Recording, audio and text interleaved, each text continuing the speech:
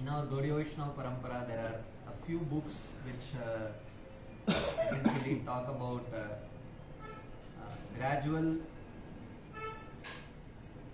development on the path of devotional service. So there is the most popular that we all know is Nectar of Instruction, Upadeshamrita. Then there is which talks about how one starts from a very preliminary stage of devotional service up to the stage of Krishna Prema.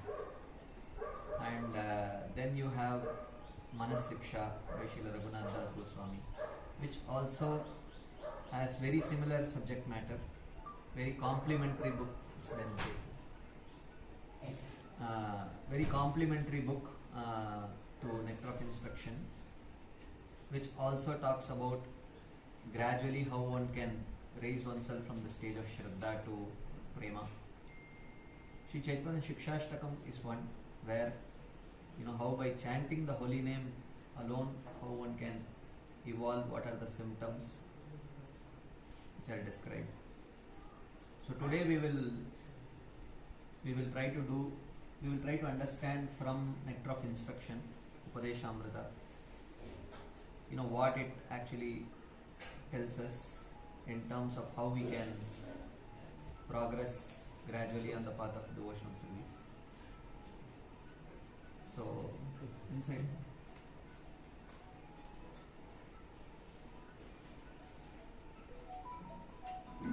If it is possible, if you can please keep your phone on silent mode, it will be there.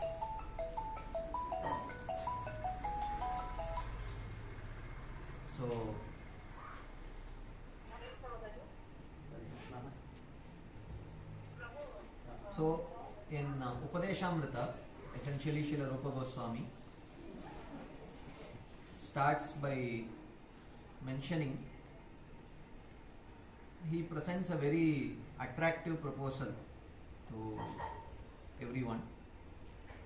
He says, how many of you would like to become the Jagat Guru, next Jagat Guru? Sarvana Pimam Prativimsta Sishyat. You can make the whole world your disciples. So he says very simple formula. Vacho vegam, manasa krodha vegam, jihva vegam, daropastha vegam, etan veganyo vishaheta dira, sarvanapi mam prativimsa sishyat. He says, all that you need to do is to just control these 6 urges. So if you are able to control these 6 urges, then you are ready to make disciples all over the world. You can become the next Jagat Guru. So one might think that this sounds very simple, just control the 6 urges. But in reality, we know how difficult it is. It's not easy to control the 6 urges, because essentially the 6 urges arise from the 3 modes. Essentially, the 2 lower modes, Rajogun and Tamogun. So to have the ability to control the 6 urges means one who has essentially subdued the influence of Rajogun and Tamogun. Otherwise, it is not possible to consistently do it. For how long? Nigraha kim karishyati, Krishna says in Bhagavad Gita. For how long one can repress? What can repression accomplish, as Prabhupada says? For how long? Because the modes will keep pushing. Sadrisham cheshtate swasyaha prakrite jnanavanapi prakritim yanti bhutani nigraha kim karishyati. The modes will keep pushing us. The lower modes, as long as they are there, their influence in the form of lust, anger, envy, greed, division, pride, it will keep manifesting again and again. So, the seemingly simple proposal that Srila Rupa Goswami is presenting here, just control these 6 urges and you can become a Jagat Guru. Once one starts practicing, one realizes that this is actually very seemingly impossible task. 1 day, 2 days, we can do 3 days. For how long? When others are there, we can do. When alone, for how long? As long as the urges are there, it will keep pushing us. So therefore, if Upadeshamrit would have been just this one verse, then probably no one has a choice. But Srila Rupa Goswami does not want to present the impossibility of anyone to become a Jagat Guru. Actually, he has given a roadmap, and he genuinely wants each one of the practitioners of bhakti to actually become qualified to become a Jagat Guru. So,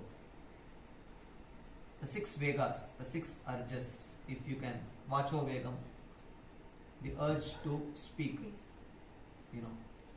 especially when you are not supposed to. Okay. So, it's very difficult. You know the consequences of what you speak to some extent, to a large extent, but still there is inability to stop speaking. It just gets out, and then we regret later. Then there is Manasavegam. Mind keeps non-stop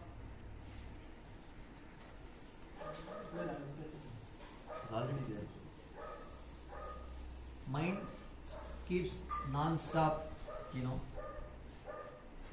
even if you think that you can control the urge to speak, what about the urge of the mind to think about various things which may not be favorable for Krishna consciousness?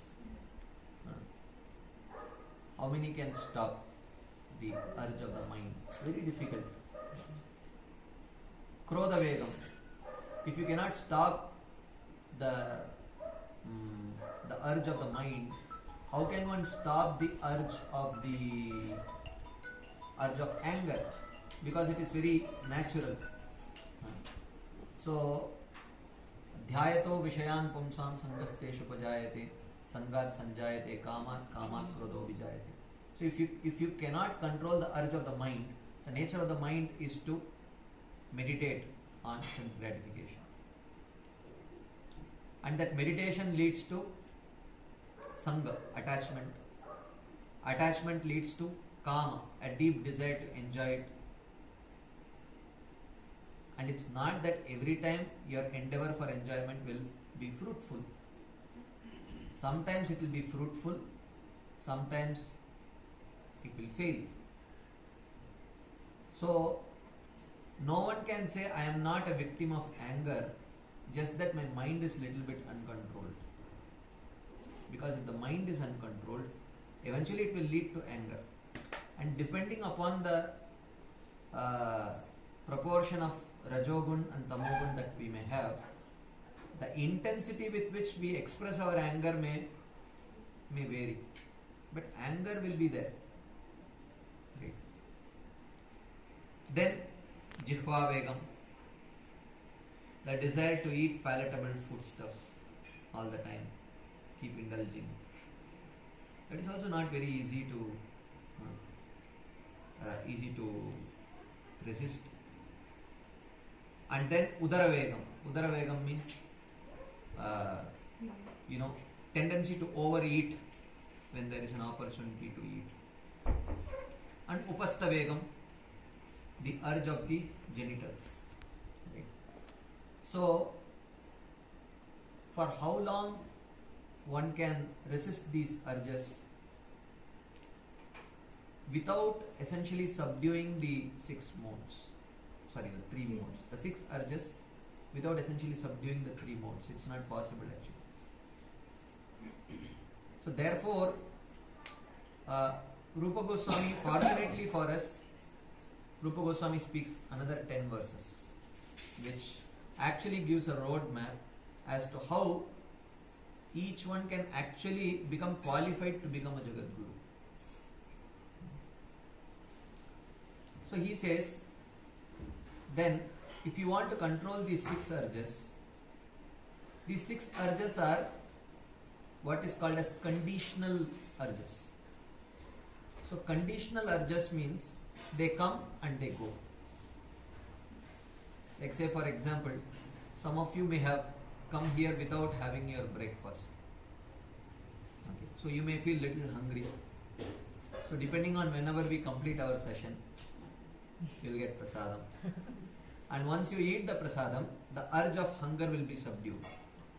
Right? Or you may get the, someone may have prepared some sweet and brought, and that may be your favorite sweet and you really want to taste it. So your mouth is salivating while the class is going on. So once the class gets over, once you eat it, the urge is subdued. These are conditional urges. They come and go. Similarly, anger is also like that. You feel frustrated. Once you offload your frustration on someone, just shout or do whatever, and then the urge of anger is also gone. Okay. So these are conditional urges. Okay.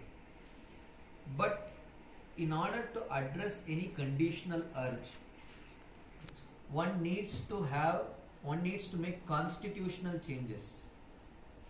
Right? Like say these conditional urges are like war. So if you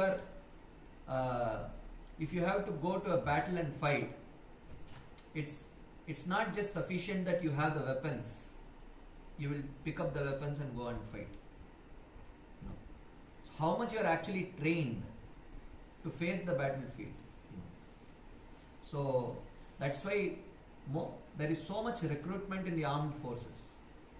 I went to Sainik school, which is close by here to Coimbatore, near Udmalpet. So there, right from such a young age, the students are trained to get into the armed forces. Okay. So, there is a lot of psychological training that is needed. There is a lot of physical training. Right from, so for us, fortunately, that was like one thing which my father used to bait me to get to join Sainik school or to prepare for it, is there is compulsory sports. You have to whether you study or not, 100% you have to, and it was true actually. So during sports games period, games time, like I think some from 3:30 till 5:30, 2 hours, the warden used to come and kick all of us out and lock the hostel. Compulsory games was compulsory for us. So which was like they say in Tamil, Karamba Tirna Kooliya, it is like that. So there is physical training, there is lot of attitude training also. So in the armed forces, one of the things that they train you is you cannot say no to your superior. No questions asked. Whatever is told, you have to immediately obey. So for that kind of attitude training starts from the very beginning. Without giving any reasons, they will give punishment. They will beat you up. So you cannot, if you go and complain that without necessary reason, my senior or whatever, my house captain or in charge, he gave me punishment, you will be punished for that also. Okay. So because in the battlefield, when your superior says fire, you cannot say why. By the time the conversation happens, the whole army will be done. So there is lot of constitutional changes, and most of the people who get trained for years and decades together, most of them never see the battlefield. They never go for a war. It's just that just in case a war might come up, people should be ready. But 90%, more than 90% of people who get trained this way and are paid for it, they never see the battlefield actually. Okay. So for any conditional urge to meet these conditional eventualities. Like war is an eventuality, conditional. It may not always happen. But unless we are constitutionally tuned up to meet the battlefield, it is not possible to actually deal with the conditional urges. So, how do you create a constitution which is suitable to address these conditional urges? That is the rest of Nectar of Instruction. So the rest of Nectar of Instruction actually tells how do you create a constitution which is conducive for controlling the 6 urges. So first he says, in the second and third verse, he says that you need a lifestyle which is conducive. Without a conducive lifestyle, you cannot create a conducive constitution. So what is a lifestyle which is conducive? So he says, Atyahara prayasascha prajalpo niyamagraha janasangascha laulyamcha shadbir bhaktir vinashyati. Atyahara. So Atyahara means either overeating or over accumulating.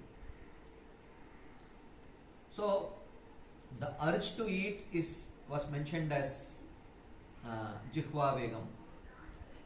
But what he is talking about as atyahara is, whenever the urge comes, if you keep on overeating, then you will never be able to develop the ability to resist the urge to eat. If you are feeling hungry and your stomach gets full by eating, let's say 4 chapatis, if you eat 8 chapatis, then if you keep on doing that, then you will never develop a constitution which is capable of resisting the urge to eat, which means we will not be able to fast. The ability to fast is severely compromised if we are habitual to overeating whenever there is an opportunity to eat. You see the connection? So this is a constitutional lifestyle change which we are supposed to do. When that happens, so like Prabhupada says, eat half stomach food, 1/4 water, and 1/4 leave it empty for the air to circulate and aid that digestion.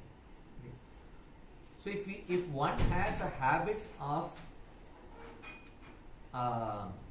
not engaging in atyahara, then he will develop the ability to resist the urge to eat. So this is atyahara. Atyahara also means over accumulating more than what we need, because whatever we accumulate more, we want to enjoy it. So this comes in prayas also. Atyahara prayasascha. Prayasa means what? Over endeavoring. So over endeavoring to accumulate things, what happens is that whatever you invest time and energy, you want to make full use of it. No one will work so hard to earn lot of money and not spend it at all. He would want to spend it in some way or other. Different people may spend it in different ways. So therefore prayasa also, prayas means endeavor. Over endeavoring for things which may not be favorable for Krishna consciousness. Right. So that is prayas. Then prajalpa. Prajalpa means indulging in talking things which are useless for Krishna consciousness. Gossiping, talking politics, sports, backbiting, criticizing others. So all these things take away our valuable time take away our valuable consciousness.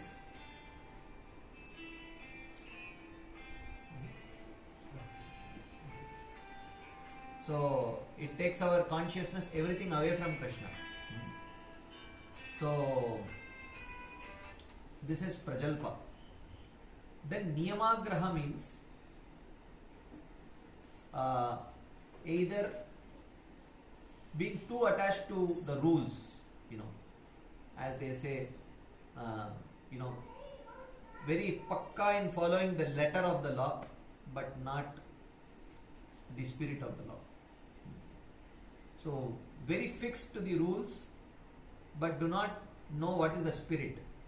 The problem with that is you do not know what is the hierarchy in performing these rules. What can be sacrificed for what. So when one does not understand the spirit, when one does not understand the spirit of the law, then you do not know for what, which rule can be compromised and which rule cannot be compromised. Because there is a scope for every rule to be followed, actually. Right? So, you cannot say, like say for example, there is a bull which is charging to attack a Vaishnava, and that is the time that you look at the Vaishnava. So you say, I have heard that as soon as you look at a Vaishnava, you have to offer obeisances. Right? So instead of alerting that Vaishnava and pulling him, you think that, oh, I have heard it is the etiquette. The etiquette is to immediately offer obeisances. And you follow the etiquette, and by the time the bull does whatever it wants. So this is, in one sense, you don't understand what is the spirit. So the spirit of, so if you don't understand the spirit of the law, then you get like attached to the letter of the law, and the whole thing is spoiled actually. On the other hand, another type of Niyamagraha is to think that I am beyond the law. All it matters is to love Krishna. In order to love Krishna, I don't have to count the number of Mahamantras that I am chanting. I don't have to every time offer obeisances. Love is an emotion, it's there in my heart. You cannot gauge my love through my actions, because love is an emotion. Right? So therefore, I am not expected to follow any rules. So to think that one is beyond the rules, which in essence means you are actually challenging the credibility of the personalities who have made these rules. You think you are more intelligent than the various acharyas who have made these rules. So which means you trust your intelligence more than the acharyas, which is essentially a very foundational issue of faith. So Atyahara prayasascha prajalpo niyamagraha janasanga. Janasanga means unfavorable association of, it could be people, it could be, our smartphones where we are browsing indiscriminately whatever we want. All these things, internet, television, newspaper. So all of this is janasanga, unfavorable association. So we cannot think that somehow I will develop actually the ability to tolerate these urges while maintaining a lifestyle where we are constantly indulging in asatsanga, unfavorable association. Right? and laulyam. So laulyam, one meaning of laulyam means greed, but another meaning of laulyam is also called it also means restlessness. Lolata means going back and forth like that. So laulyam means to be restless. There is restlessness of mind, which is thinking about too many things, restlessness of the intelligence, restlessness of the senses. So these are like day-to-day lifestyle changes of addressing the unfavorables. Right? Just like a person who is there in the army also, he has to address his laziness. He cannot afford to be lazy. He cannot afford to overeat. I have so many of my friends who have joined the armed forces. Even just few days before coming here to Coimbatore, I met one of my old friends after 25 years. So he's a captain in Navy. Practically all of them, you will never see even a millimeter of, what do you call it? Belly. Because they cannot afford to overeat.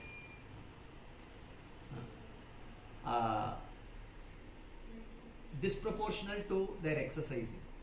Right? So it is not at all possible. So a lifestyle, whatever you want to do. So you need a lifestyle which is conducive for that. So these 6 things one has to avoid in order to, this is in order to have a favorable lifestyle, to keep the non-essentials or obstacles away from our attaining our goal. Because it's a big goal, right? We need to become the Jagat Guru. So we need followers, everyone at our beck and call, right? So therefore, these 6 things are, we have to diligently work on it on a day-to-day basis. Our planning, we plan the way our, where should be the sofa in our house, where should be this picture, so that creates the best ambience, like that. So similarly, we have to plan our day in such a way, every day, we have to see how we can incorporate this lifestyle and sort of raise the bar gradually in terms of how we can overcome this atyahara prayasascha prajalpo niyamagraha janasangascha laulyamcha shadbir bhaktir vinashyati, right? Because these 6 things enhance a very important anartha, which is called as asat trishna. Asat trishna means thirst for material gratification. So these 6 things are called as asadvarta. Asadvarta means activities which enhance our thirst for the impermanent material things. So these 6 things, if we are not diligently working on it on a day-to-day basis, then we will never be able to control our urges. Right? So in one sense, by keeping them away, you are creating an ambience or a lifestyle which is conducive to subdue the 3 modes. You are not feeding the, it is like you are filling the tank from the top and put 3-4 holes from the bottom. So the tank will get filled and at the same time it will keep leaking from the bottom. The tank will never get full. Right? So while you are trying to subdue the modes, you cannot keep feeding the modes. Atyahara, prayasa, prajalpo, niyamagraha, all of these feed the rajogun and tamogun. So how will we be able to overcome the urges while we are feeding them. So the second verse talks about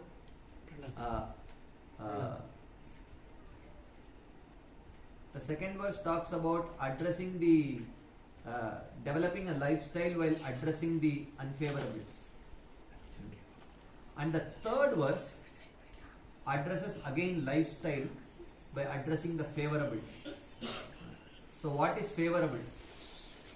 Utsahan, Nischayat, Dhairya, Tattat Karma Pravartanat, Sangatyagat, Sato Vritte, Shakti, Bhakti, Prasiddhi. Utsahan means enthusiasm. We need to be enthusiastic to engage in the activities of devotional service. Right? Because enthusiasm increases our absorption, and absorption increases purification, right? And progress. So utsahan, we need to have utsaha, enthusiasm. But what kills utsaha is doubts. When we have doubts, lack of trust, either in the process or in the people or in the understanding or in the intent. So when there is lack of trust, doubts, then it stops our progress. It affects our enthusiasm. So therefore he says Nischaya. Nischaya means to endeavor with confidence. But how can one endeavor with confidence as long as one is infested with doubts? So, in addressing this Nischaya, the Acharyas say this aspect of Nischaya means diligently trying to remove the doubts by approaching Guru, Sadhu and Shastra. You have a doubt, get it cleared. You have a doubt, get it cleared, so that you can remain enthusiastic. Right. So that is Nischaya. Utsahan, Nischayat, Dhairya. So the third principle which is very important is patience. Because the result will not come immediately at your pace. The result will come at its own pace. Right. So patience. One needs patience. So, but how can one develop patience? faith. Huh? Faith. Yeah. By having faith, and that faith should transform into a proper knowledge of when you can expect what in your devotional service. Like once Hayagriva Prabhu, in the early days of Krishna consciousness, just we had only 26 Second Avenue, in New York. That was the only, and it had just been 2 months or 3 months since the whole thing started. Hayagriva Prabhu approached Srila Prabhupada, and in those days they were not addressing him as Prabhupada, they were addressing him as Swamiji. So yes, Swamiji, you said that if we chant the holy name, we can develop love of Godhead. I have been chanting for the last 2 months. I have not yet achieved love of Godhead. So, what do you have to say? So Prabhupada started laughing, and he said, just keep continuing, it will come. So now, through Srila Prabhupada's books, we know that it is a very gradual process. Anartha Nivritti in itself is very gradual. There are 5 stages of Anartha Nivritti, destruction of unfavorable things within our heart, that is mentioned in the Shastras. Ekadesha Vartini, Bahudesha Vartini, Prayiki, Purna, Atyantiki. Like that, there are 5 stages of destruction of unfavorable desires within the heart. When Bhajana Kriya starts, when we are practicing Bhakti, Ekadesha Vartini, 1 or 2 anarthas get addressed. Then when the practice becomes little bit more intense, then it becomes Bahudeshavartin. Few more anarthas get addressed. Then when we reach the stage of Nishta, then it is Prayiki, almost gone. Nashta Prayeshu Abhadreshu Nityam Bhagavata Sevaya. Bhagavati Uttama Shloke Bhaktir Bhavati Naishtiki. So at Nishta it is Prayiki. So one understands that it is gradual, and gradually over a period of time only it manifests. So impatience comes from two things. Impatience comes from improper understanding of the process itself. Incomplete or improper understanding of the process itself. When can you expect what in your progress in devotional service? So if we are not aware of this, then we will expect things too soon. When we understand this, we will become little bit peaceful.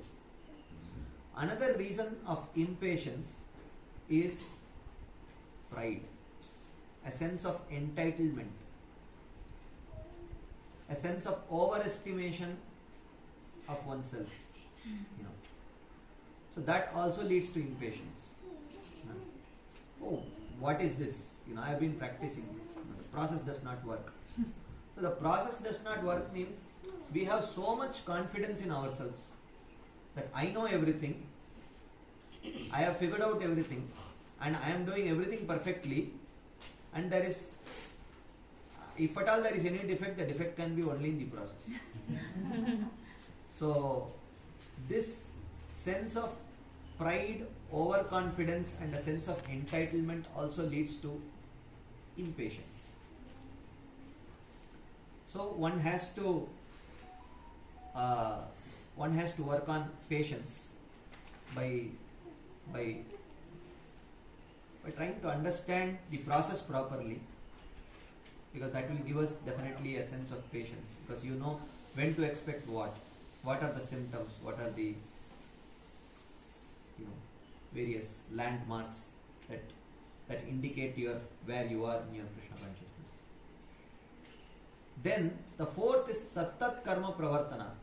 So Tattat Karma Pravartana means engagement in one's prescribed activities. What are the activities which are prescribed for devotees?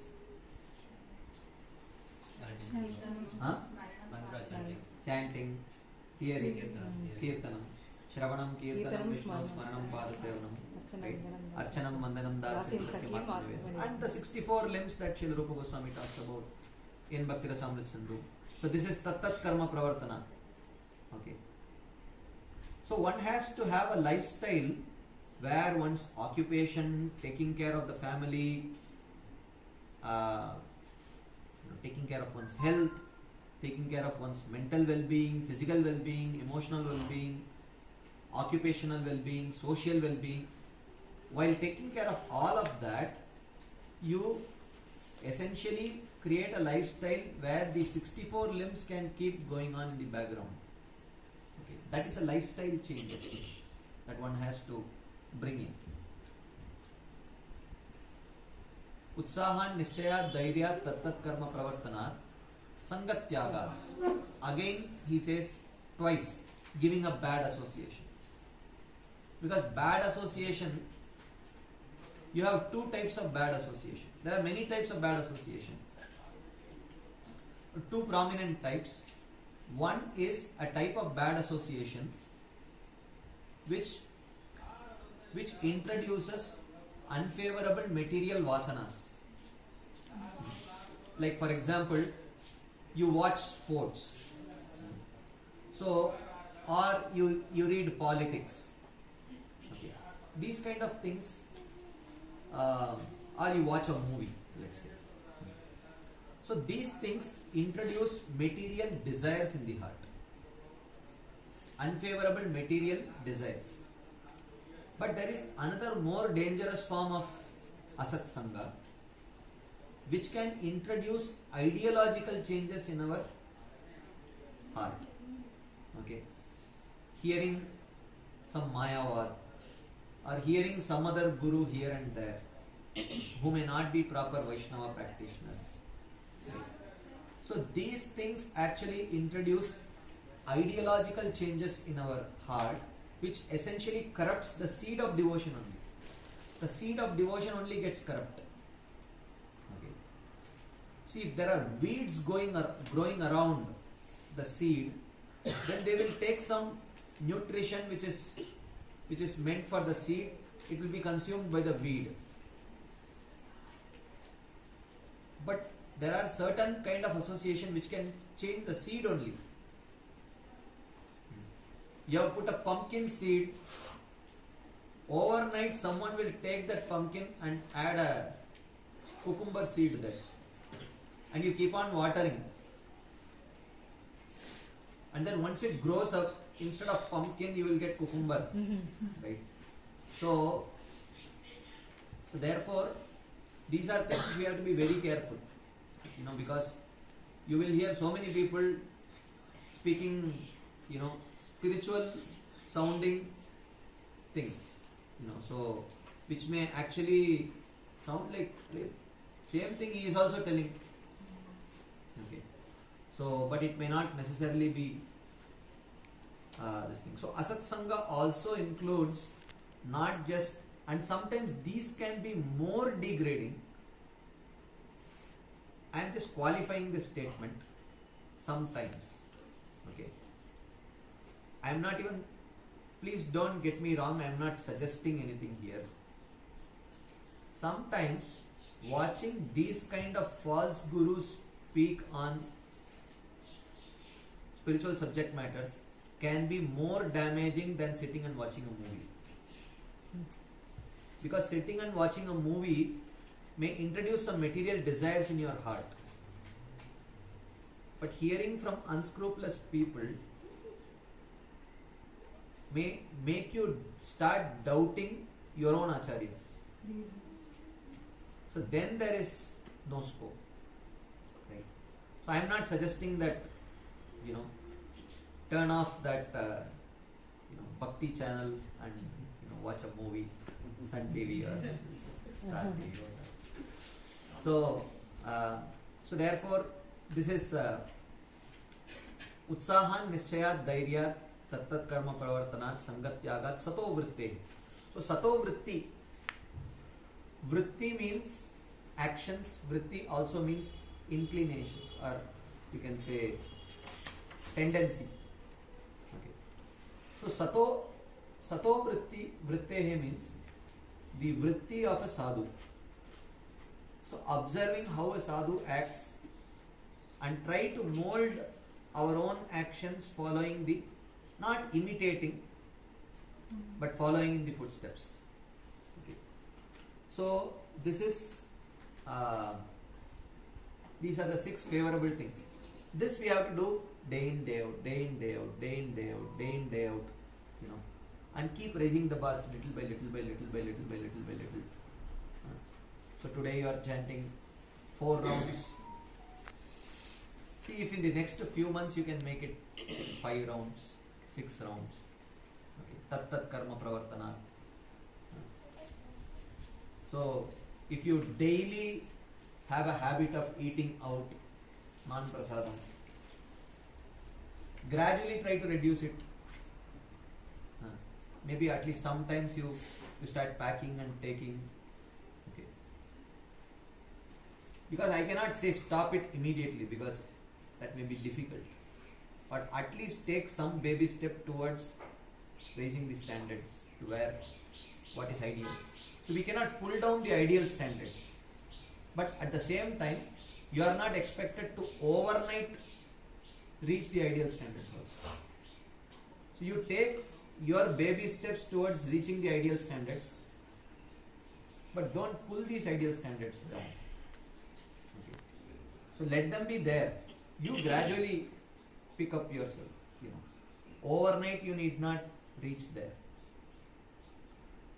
So this is the 6 favorable and 6 unfavorable things which in the 2nd and 3rd verse of Nectar of Instruction that Srila Rupa Goswami gives helps one accept a lifestyle which will be conducive for us to develop a constitution which can resist the six urges. But this is lot of hard work. Ekaki amar nahi paye bala harinama sankirtan. Alone it's very difficult. I cannot do it alone. So we need help, association for this. So how do you create like-minded association? Dadati pratigrinnati guhyamakyati pruchati bhumte bhojayate cheva shadvidam priti lakshana. Because we are looking at something which is going to give result, possibly not to give the ultimate result, possibly not even in this lifetime. So we are looking at a very long haul. It's not going to happen immediately. How do you maintain your enthusiasm? Maintain your determination.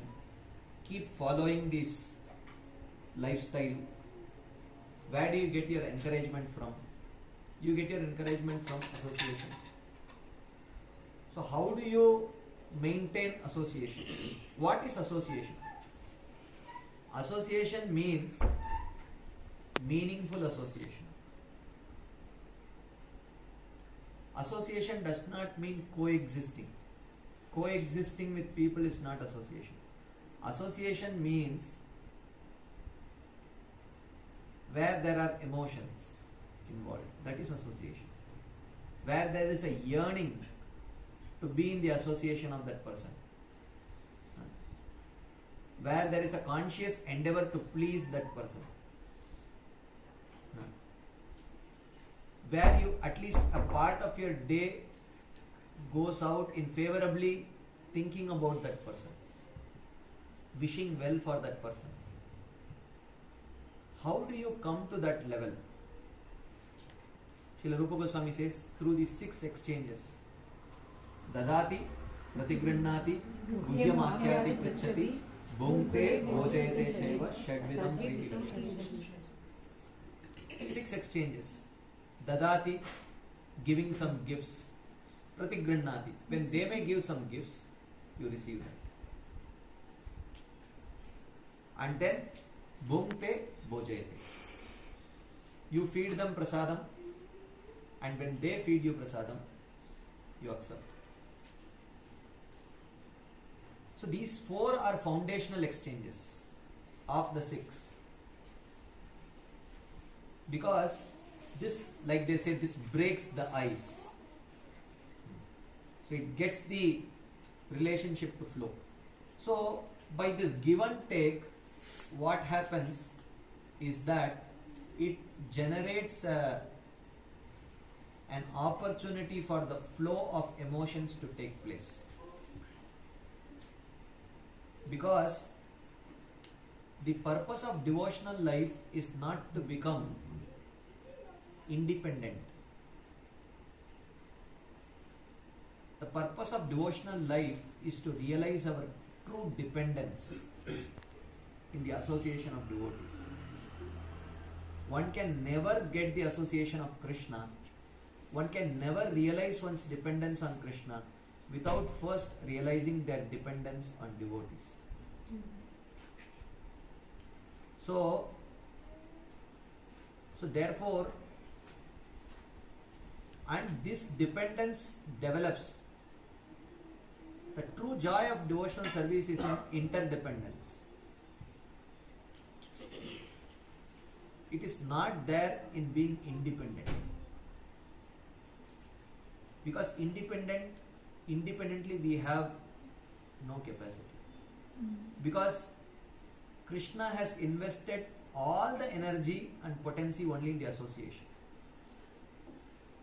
And this association is essential till we reach prema, and after we reach prema also. So even in the spiritual world, no one independently enjoys Krishna or independently is giving pleasure to Krishna. Our position is pathetic as long as we don't realize our interdependence in devotees. So when these four foundational exchanges mature, it may happen,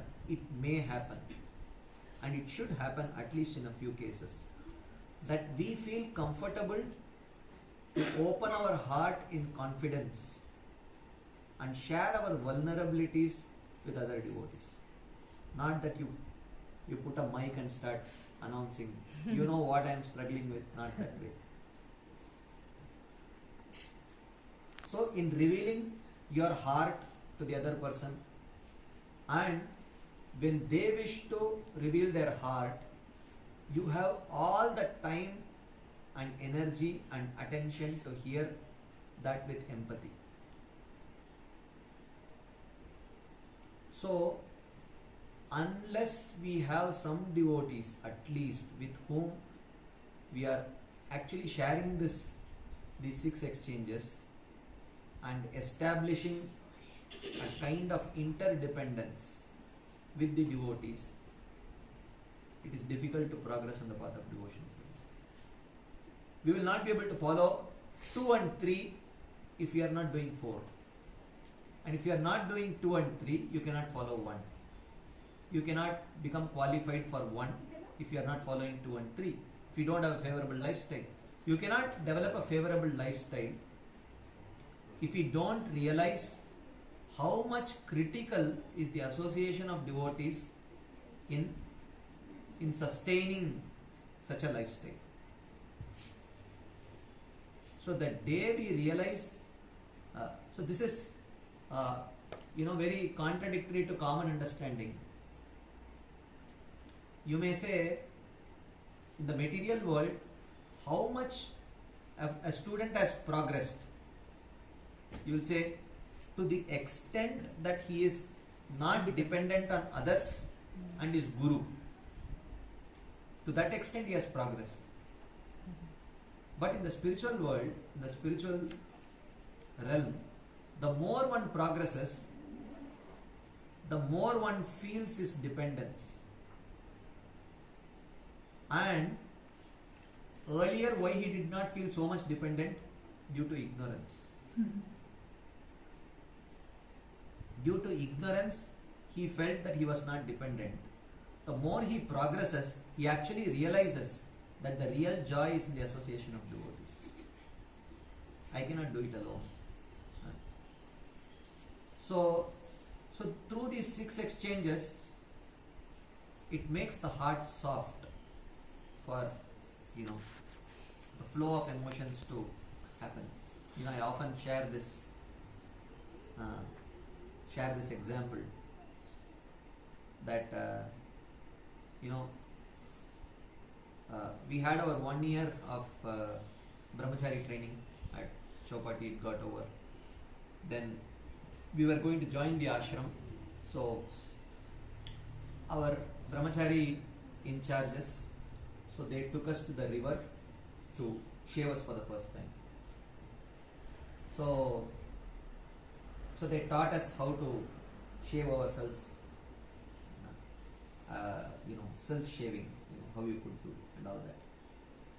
About a week passed, and one of the senior devotees, he called me. Can you please shave me up? He requested me to shave him. So I started smiling at him, and I told, Prabhuji, you only taught me how to do self-shaving. So now you don't know how to shave yourself. So even I have learnt in 1 week how to shave myself. So he looked at me with great pity in his eyes. And he told me, you think I cannot shave myself? You think I trust your skills in shaving me more than my own skills in shaving myself? He said, I know for sure that if you shave me at least 3-4 places, you will cut me. So I know that for sure. But still, the purpose of devotional life is not to become self-sufficient or independent. The purpose of devotional life is to become interdependent. If I take this help from you, okay, it may generate some gratitude in my heart. If it generates some gratitude in my heart, I may try to do something to express that gratitude. In return, it may generate some affection for me in your heart. So I will earn that affection. So in that way, to become dependent on devotees does not mean you stop working and ask all devotees to contribute for your upkeep. That's not what we are talking about. To become dependent means to actually develop favorable emotions like gratitude, affection, because ultimately the soul needs nourishment from these kind of emotions. And these kind of emotions should come from devotees, because apart from satisfying us, it will also spiritually nourish us. So if someone thinks, I am not very much dependent on others, we should not be dependent. Or like Guhyam Akyati Pritchati, I cannot disclose my heart because I cannot trust people. So trust is something which needs to be earned. Trust is a two-way thing. It's not one way. So if I cannot trust one person, it may be his problem. If I cannot trust 2 people, it may be their problem. If I cannot trust 5 people, it may be their problem. If I cannot trust anyone, it is still their problem. So it is like, I took my ATM card, I put it in one ATM, press the, PIN code, money did not come. Okay, problem may be with the ATM. I go to the second ATM, do the same thing, no money comes. Third ATM, no money comes. Then maybe I should think, probably, is there some money in my account or not? Because it's not that, you have to put some money in the ATM to actually be able to take it out. So, there may be people who may be inherently untrustworthy. I am not denying that fact. But before branding anyone as untrustworthy, we have to first challenge ourselves and ask, have I become cynical? Am I afflicted with the disease of cynicism, where I cannot trust people? So that does not mean you become so naive that you trust everyone. But are you sufficiently challenging yourself before judging others? So, developing trust is a two-way thing. You have to invest. Unless you put money in the ATM, you cannot withdraw. So, if you want a relationship where a trustworthy person with whom you can open up your heart and he will not judge you, then what have we invested? The 4 foundational exchanges. Dadati pratigrinnati, bhumte bojayate. So these are the ice-breaking exchanges, which when you successfully do, then gradually it may open up their heart to reveal their heart in confidence, and hear with empathy when you want to express your heart in confidence. So this is very important. So If you want to become a Jagat Guru, you have to control the six urges. If you want to control the six urges, you need a lifestyle which is favorable. You have to avoid the unfavorable things in that lifestyle, incorporate the favorable things in that lifestyle. But to incorporate so many changes, you need favorable association. And that favorable association you develop through these six exchanges. Right?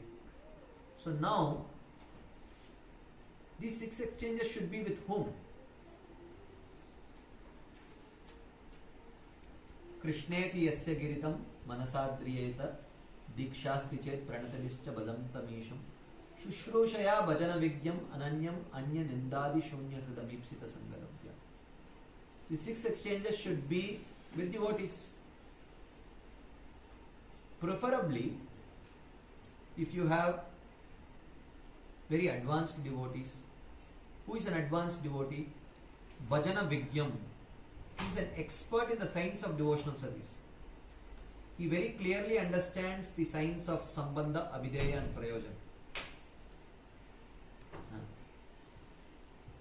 Bhajana vigyam. Anya nindadi shunya hridam. His heart is completely free from the tendency to criticize others. Right. So if such an association is available, then what we should do? Shushrushaya. We should try to serve that person with all diligence. And then one should somehow yearn for this association. Shushrushaya bhajana vigyam ananyam anya nindadi shunya hridam ipsita sangalabhya. One should cultivate a deep desire to have association of that person. So this is Uttamadhikari. What if you don't have such an Uttamadhikari? Then he says, Dikshasti chet, if he has become qualified enough to receive Diksha, which requires a particular level of purification, particular level of progress. So then you take his association and have the six exchanges with him. If you are not fortunate to have even that kind of Madhyamadhikari association, then Krishneti yasya giritam manasadriyeta. Then you accept the association of a beginner who is willing to practice Krishna consciousness. You respect him from within your heart, take his association. If you are a little bit more senior to him, advanced than him, give your love and affection to that person, raise him up and take his association. Be nourished in that person's association through these six exchanges. Okay. But whenever you come in touch with devotees, in order to have these six exchanges, you will invariably see their conditionings, their idiosyncrasies, their weaknesses. Because just like us, they are also conditioned souls. Right? So therefore, Srila Rupa Goswami says, Drishtair Swabhavajanitai Vapushascha Doshair Na Prakritattvam Bhakta Janasya Pashyet Gangambasam Na Kalu Budbuddha Fena Pankair Brahmadravatvam Apagachati Niradani. He says, just like in the monsoon season, if you look at Ganga, or you may look at Sirwani, depending on where you are. I don't know if you have such heavy monsoon in this area where Sirwani becomes really muddy, but Ganga does, if you have observed in Mayapur.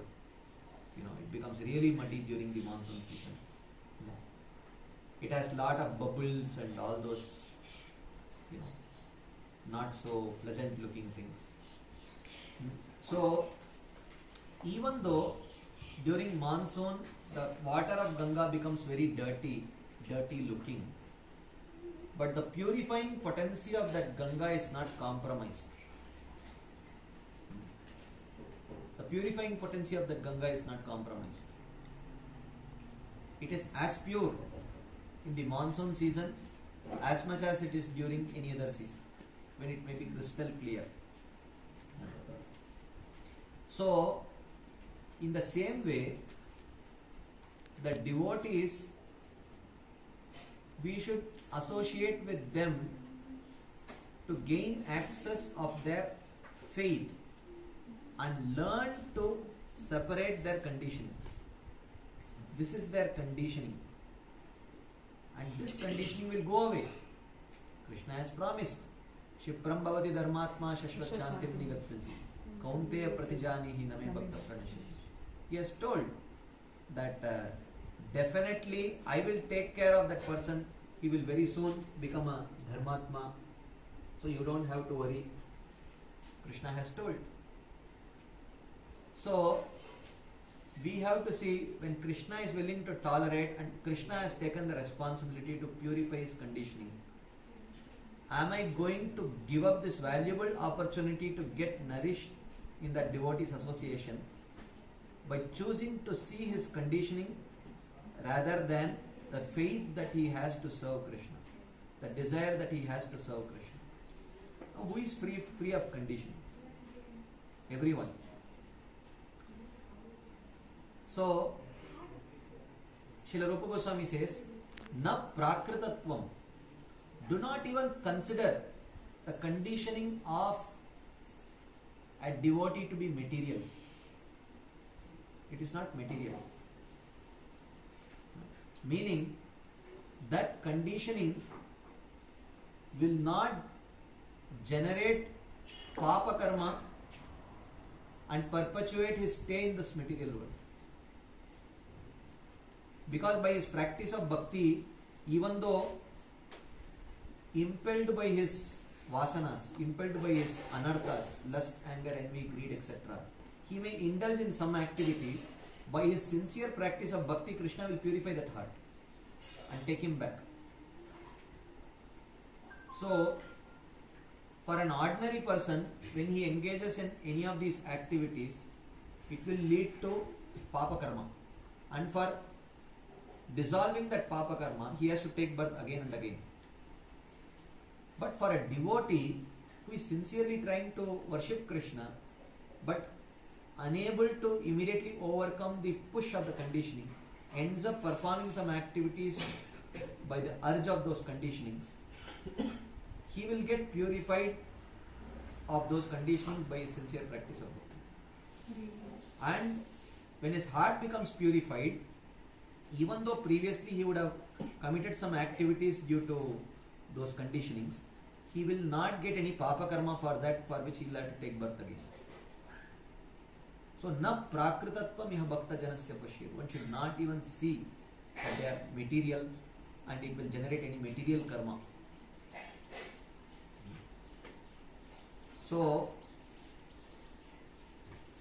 to get back, Srila Rupa Goswami says, if you want to become a Jagat Guru, you have to control the 6 urges.